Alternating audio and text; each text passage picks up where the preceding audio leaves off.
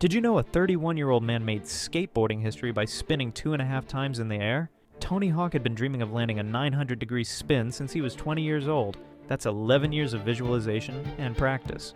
At X Games 1999, he was competing against teenagers half his age. The physics alone seemed impossible. You need to launch off a 13-foot ramp at exactly 25 miles per hour, rotate your body 900 degrees, and land perfectly. Tony failed 12 times in a row on live television.